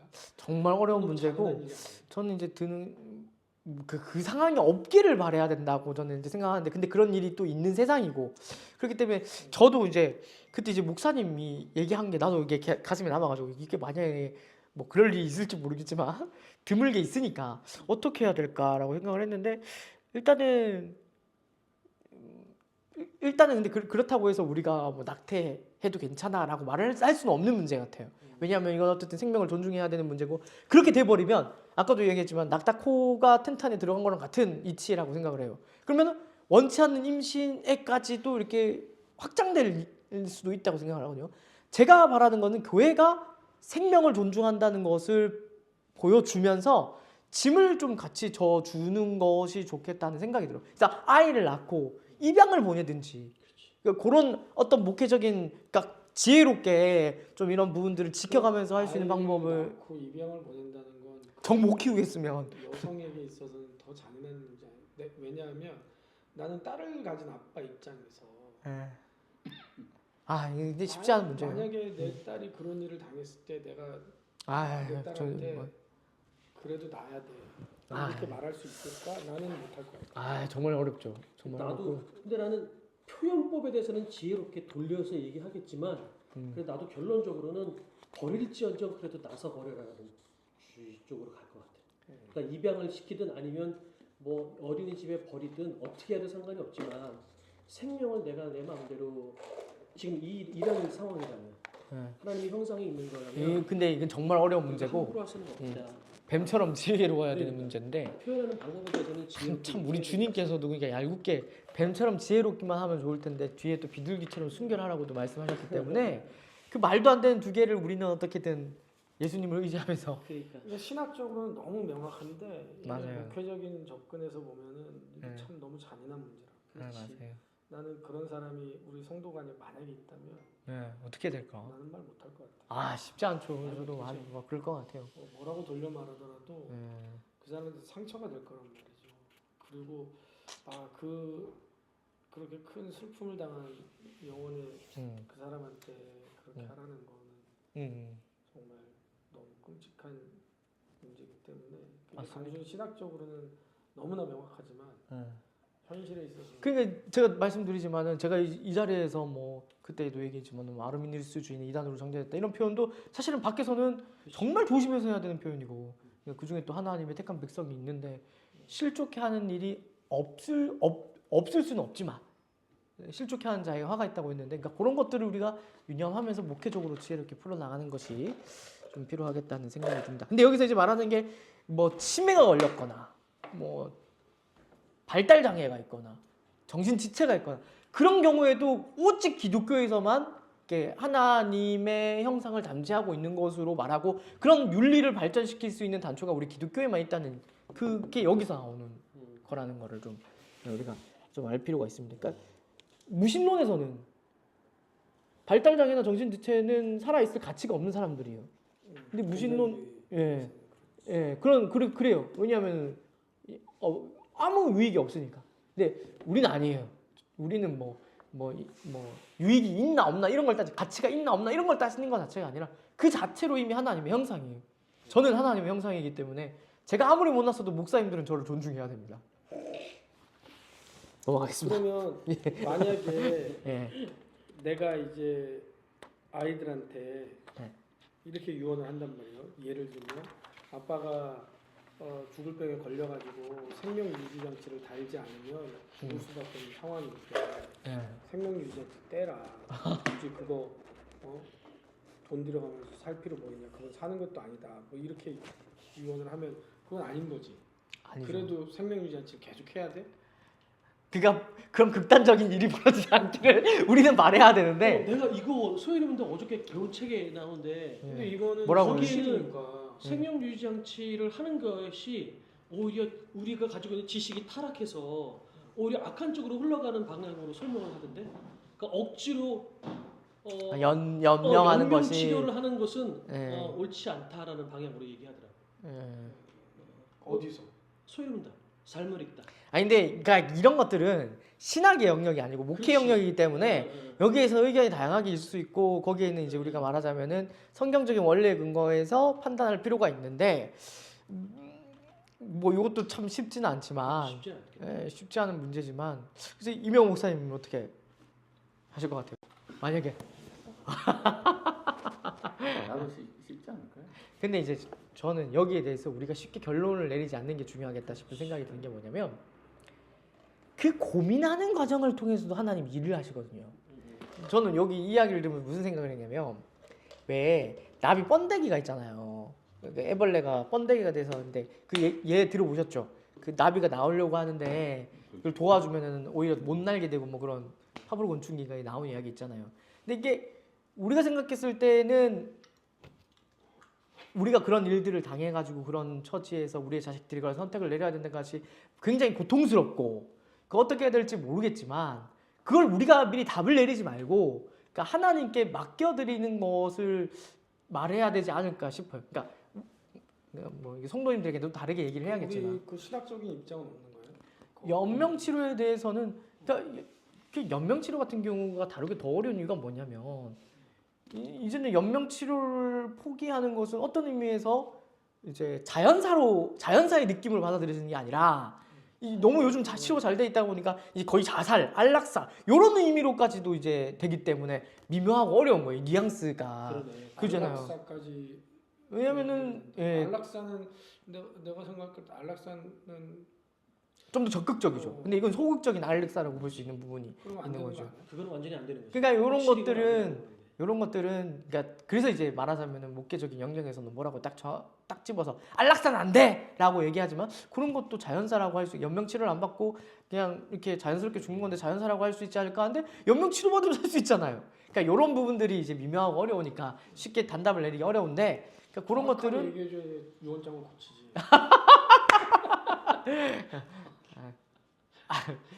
정확하게 얘기할 수 없는 걸 정확하게 얘기하라고 하시니까 네 이제 아니 근데 어제 목사님은 그 소유름 문답에서 그러니까 근데 이런 그거는 부분들은 이제 지금 얘기를 네. 들어보니까 네. 이게 이제 거의 다 끝난 건데도 불구하고 억지로 기계로 그 사람의 생명을 유지시킨 그거를 말자라는 이게 오히려 우리 그러니까 쉽게 말하면 지금 여기서 나오는 하나님의 형상, 널구님의 형상이 타락해서 지식이 오염돼서 지식을 가지고 오히려 그 하나님의 질서를 우리가 어긋나게 간다라는 차원으로 그런 그 설명을 한 거였거든요. 그러니까 네. 얘기한 것처럼 그 뒤쪽 끝쪽 얘기인 것 같아요. 그러면은 이게 또 반대로 또 연명치료 해야 된다는 입장에서도 그렇게 설명할 수 있지 않을까. 그게 참 어려운 애매하긴 부분. 애매하다. 지금 얘기 들어보니까. 예, 애매한 부분이고 근데 어쨌든 이 생명이 존중받아야 된다라는 그런 핵심적인 원리를 지키되 이런 부분에서는 우리가 목회적인 지혜를 적용할 수 있는 부분이다. 예를 들어서 영양치료 안 해도 된다라고 말을 할 수 있거든요. 근데 이런 부분도 말하자면은 교육을 할 수 있는 영역이 아니라 맞아. 그러니까 우리 삶에서 이제 일상적으로 그런 일들이 일어났을 때 이런 부분들이 잘 지켜진다라고 판단이 됐을 때는 할 수 있는 부분. 그래서 저는 성경에서 참 이 말이 지혜롭다고 생각을 하는데 그 로마서에 가면은 그런 말씀이 나오거든요. 내게 있는 제가 읽어드리겠습니다. 로마서 14장 22절입니다. 내게 있는 믿음을 하나님 앞에서 스스로 가지고 있으라. 자기가 옳다 하는 바로 자기를 정죄하지 아니하는 자는 복이 있도다라고 이야기를 하거든요. 이게 무슨 여기 로마서 14장이 무슨 맥락이냐면 음식 때문에 이제 싸우는 거죠. 먹어도 되냐 안 먹어도 되냐 이걸 싸우는데 사도 바울이 묘책을 내는데 내게 있는 믿음을 하나님 앞에서 스스로 가지고 있으라. 세 번역에서 신념이라고 번역했어요. 그대가 지니고 있는 신념을 하나님 앞에서 스스로 간직하십시오. 자기가 옳다고 생각하는 일을 하면서 자기를 정죄하지 않는 사람은 복이 있다라고 얘기를 했는데 이런 영역이 이런 원리를 적용해야 되지 않을까. 그 중심은 하나님이 아시겠죠. 그러니까 아까도 이야기를 했지만은 그런 상황들이 벌어졌을 때 우리가 너무 쉽게 답을 내리려고 하지 말고 하나님께 맡기는 것이 필요하다. 그리고 그 고민하는 상황을 통해서도 하나님이 일하시지 않겠는가 하는 것을 말씀드리고 결론으로 모든 인간은 그 자체로 하나님의 형상을 지니고 있기 때문에 동등한 권리를 보호를 받아야 되는. 심지어 어린아이조차 지체증의 발달장애 무엇이 되었든지 간에 존중을 받아야 수 있어야 됩니다. 자, 이제 오늘 하이라이트인데 이게 제일 긴 거였는데 빨리 짧고 넘어가야겠네요. 네. 인간의 본질적 본성입니다. 세 가지가 있죠. 3분설, 2분설 그리고 이론론. 이것 때문에 제가 이제 황 목사님하고도 멀어지게 됐는데 아 정말 감히? 아 진짜 조영식 목사 저는 진짜 안 들어가고 싶었는데 진짜 그때 들어가는 바람에 어딜 들어가? 아니 그때 저기 조영재 목사님하고 얘기하고 조 목사님하고 김성년 선교사님이잖아요. 그 들어가가지고 황 목사님 그때 마음이 상해가지고 맞아. 우리 아, 교육자가 진짜. 전부 다 들어가가지고 이거 하지 맙시다 그랬잖아. 아니 세 명 들어가서 그랬잖아요. 목사님하고 난 안 들어가려고 그랬는데 조영준 목사님이 쓴 그 책이요? 하여튼 그 책에 삼분설 얘기하는 거예요. 네. 자 여기 오늘 그거 얘기하는 거예요. 네. 그거 얘기하는 건데 자 3분설, 2분설, 1원설인데 3분설은 몸은 영으로 이루어져 있다는 거죠. 영혼은 지성과 감정과 의지, 지정의를 가지고 있는 거고 이게 약간 중립적인 거예요. 근데 영은 그렇지 않다. 하나님과 가장 직접적으로 관련이 되고 이제 뭐 영이 살아난다라는 그런 표현도 등장하잖아요. 성경에 보면 그런 걸 이제 근거로 해가지고 영, 혼, 몸 이렇게 세 가지 있다 이렇게 말을 하는데 결론은 이거예요. 과거에는 대중적으로 받아들여졌을지 이것도 말이 조금 어폐가 있어요. 대중적으로 받아들이지 않았는데 오늘 학계에서 지지하는 신학자는 거의 없다. 거의 없다가 아니라 전혀 없다라고 봐도 거의 무방한. 전혀 없다고 봐도 무방합니다. 그 설명은 뒤에 나옵니다. 이제 가장 대표적인 게 이제 이분설입니다. 인간은 육체와 비물질적인 부분, 그러니까 혼 또는 영의 두 부분으로 구성되어 있다고 보는 거죠. 혼과 영은 이때는 같은 의미로 쓰인 것으로 우리가 볼 수가 있습니다. 그러니까 육체가 아닌 모든 부분, 비물질적인 부분을 지칭하는 용어라는 거죠. 그래서 영은 하나님과의 관계에서 강조될 때 주로 사용된다고 이렇게 보고 혼과 그렇지만 본질적으로 다르지는 않다라고 이야기를 합니다. 근데 이때 이제 중요해야 되는 게 뭐냐 이분설을 이야기하면 이원론과 자꾸 헷갈리시는 분들이 있어요. 이분설이랑 이원론이랑 완전히 다릅니다. 이원론이라고 할 때는 그 무슨 의미인가 하면 분리를 얘기하는 거예요. 이분설은 유기적이에요. 그러니까 서로 유기적으로 연결이 돼 있는 거고 이원론은 분리가 되어 있을 뿐만 아니라 영혼만 귀하다고 보는 입장이 이제 이원론인 거예요. 이원론하고 이분설이랑 전혀 딴 얘기라는 걸 알 필요가 있습니다. 그래서 웨인그루넴도 이제 인간을 하나의 통일체로 봐야 된다고 이야기를 하고 물질과 비물질적인 요소가 서로 긴밀히 상호작용한다라고 본다는 거죠. 요게 또 중요한 게 왜 그러냐면 오늘날 이제 기독교 윤리에 성윤리랑도 긴밀하게 연결되는데 뭐냐면 사실은 이제 뭐 페미니즘이나 어떤 성소수자들에 대한 이런 것들이 굉장히 강조된 이유가 어디에 있냐면 영지주의에 있다라고 보는 신학자들이 있어요. 영혼만 중요하고 육체나 물질은 중요하지 않다는 사상이 페미니즘으로 나타났다고 분석하는 신학자들이 있어요. 그러니까 결국에 나의 진짜 자아는 어디에 있다라고 생각을 하는가 하면 내 정신, 내 자아, 내 영혼에 있다라고 생각하고 그 영혼과 자아와 정신을 통해서 내 성정체성도 결정할 수 있다고 보는 것이 이제 말하자면 그 흐름으로 나타났다는 거죠. 근데 아니죠. 우리는 그렇게 얘기할 수가 없어요. 하나님이 우리를 영혼과 몸을 같이 주셨을 때는 유기적인 형태로 우리에게 주셨기 때문에 우리가 이런 걸 따로 떼어서 생각할 수가 없다는 거예요. 존중받아 마땅하다는 거죠. 그래서 그런 성소수자는 받아들일 수가 없습니다. 그런 부분들이 있다라는 것을 이제 기억을 하시면 좋겠고 이론론이라는 것이 있는데 인간은 오직 육체로만 구성되며 영혼과 육체가 분리될 수 없다고 주장하는데 그러니까 이분설의 그런 어떤 유기적인 구별을 없애고 그러니까 한 존재로 이렇게 보는 이제 어떤 굉장히 그런 입장으로 그러면 성경적인 면에서는 이분설인데 예. 그러면 3분설이 잘못되었다라고 말하는 주장하는 근거는 뭐고? 지금부터 그걸 이제 성경적 근거에서 이제 설명을 할 겁니다. 자 어쨌든 논의를 요약하면 첫 번째 단락의 논의를 요약하면 3분설은 오늘 학문적으로 거의 지지가 되지 않고요. 이론론은 성경적 증거에 맞지 않아서 복음주의 신학에서 일반적으로 거부가 되고요. 2분설이 가장 성경적인 견해로 널리 인정되며 인정된다는 거. 그것만 일단 기억을 하고 있으면 좋겠습니다. 이제 성경적 근거 정말로 그게 맞나? 그걸 한번 좀 보겠습니다. 성경 자체가 첫 번째로 일단 인간의 통일성을 강조하고 있죠. 하나님이 인간을 하나의 통일된 인격체로 창조하셨고 육체와 영혼이 조화된 존재로 말하고 있다는 것을 유념해야 됩니다. 고린도후서 7장 1절 같은 것도 것을 보더라도 육체와 영혼이 긴밀하게 연결된 하나의 존재로 이제 그런 메시지를 우리가 읽어낼 수가 있다는 거죠.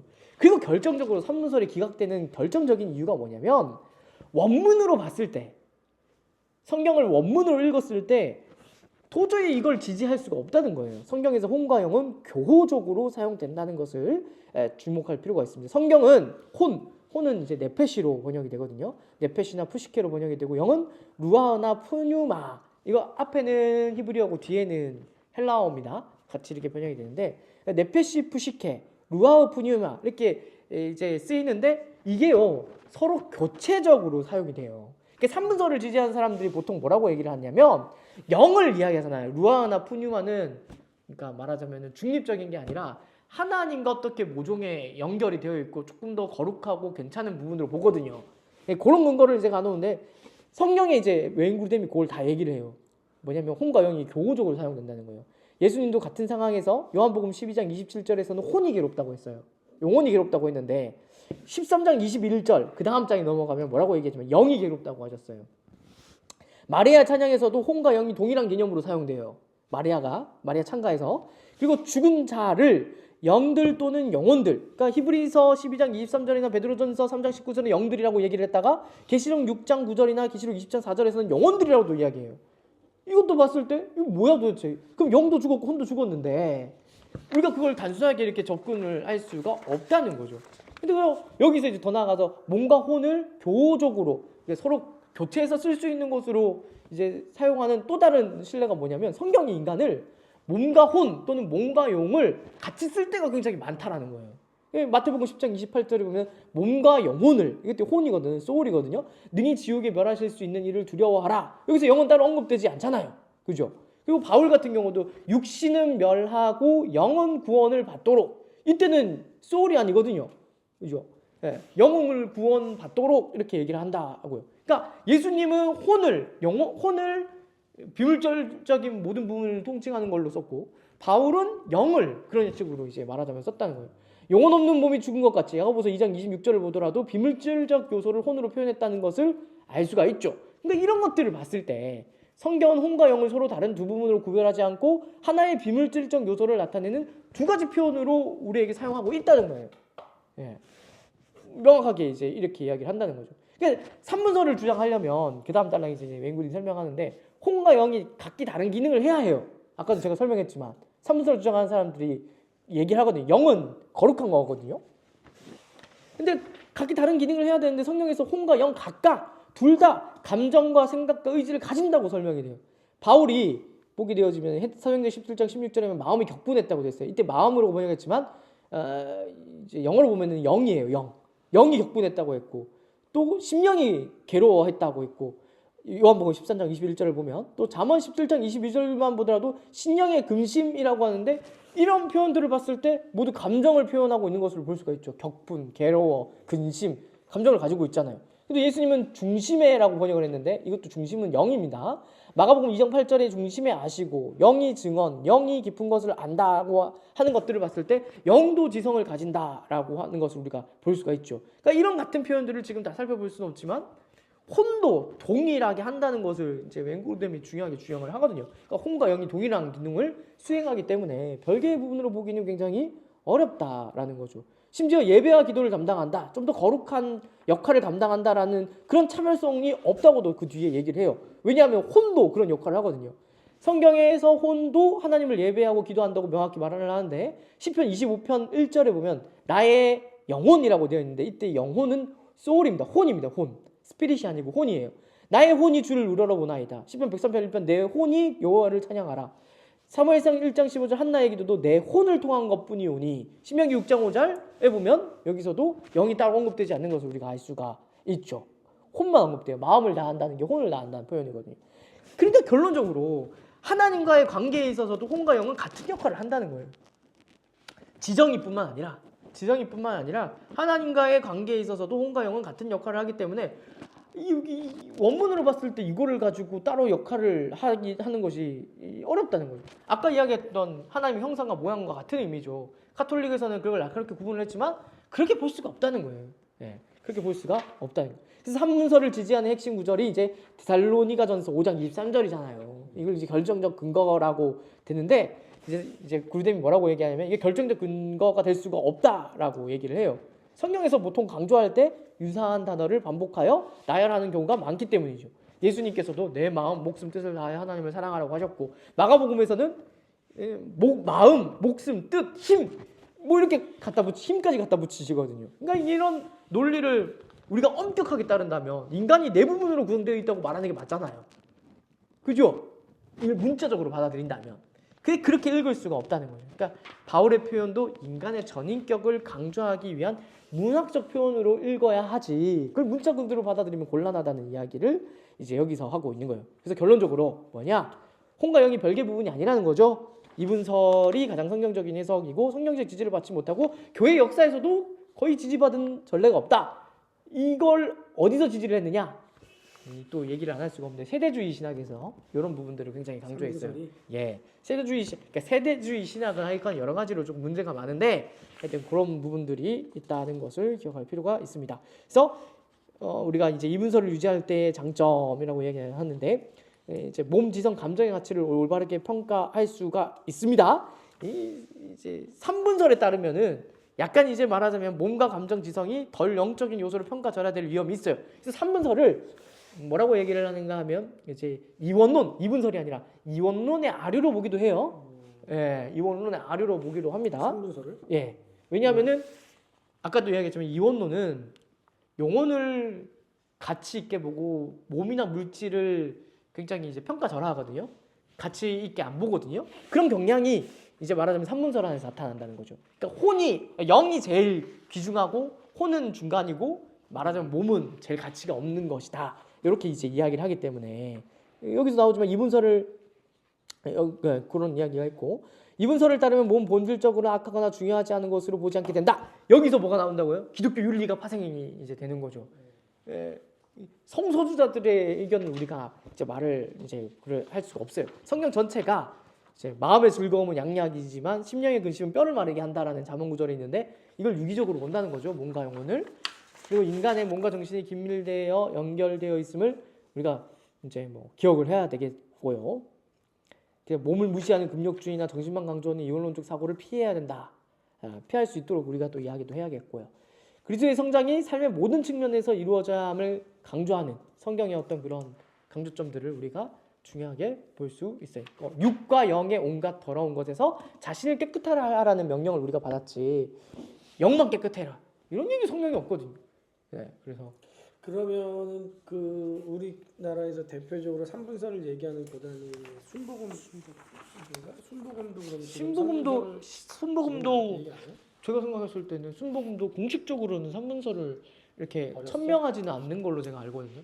이게 3분설 같은 경우에는 그게 어떤 거냐면 그 세대주의 신학 자체가 기본적으로 성경을 문자적으로 읽는 거거든요. 그러니까 성경에 이 표현이 그대로 있으면 이 표현을 그대로 이성을 통해서 그러니까 신학은 예를 들어서 성경이 서로 좀 모순되어 보고 안 맞아 보이는 표현이 있으면 서로 절충을 하고 이거를 지금 이게 하나의 어떤 메시지로 만들려고 하잖아요. 근데 3분설은 그게 아니야. 이제 이 표현이 있으면 이 표현을 그대로 가능하면 놔두려고 하는 거죠. 그거를 문자적인 그대로 놔두려고 하다가 보니까 이제 그 역사적 세대주의적 전차전 해설도 등장을 하게 되는 거고 그렇게 되는 건데 이제 그런 경향이 있다가 보니까 이제 말하자면 3분설도 이제 등장을 하게 되는 거지. 그러니까 그런 것들이 아니라 우리가 이제 성경을 해석할 때는 문자에만 멀매 있는 게 아니라 제가 아레우스도 그렇게 등장했다고 했잖아요. 그 골레새서의 한 구절을 가지고 와서 예수님도 창조됐다고 말했다고 하잖아요. 그러니까 그게 아니라 성경을 전체를 보고 종교개혁 정신이 그거거든요. 성경 전체를 보고 한 구절을 해석하는 거. 그러니까 모호한 구절이 있을 때는 종교개혁의 성경 해석 원칙이 명확한 부분을 토대로 하여서 모호한 부분을 해석해야 된다는 것이 그게 이제 성경이 성경을 해석한다는 이제 원리거든요. 그러니까 그런 부분을 우리가 해석을 할 수가 있어야 되는. 그 목사님이 뭐 이렇게 3분설을 그렇게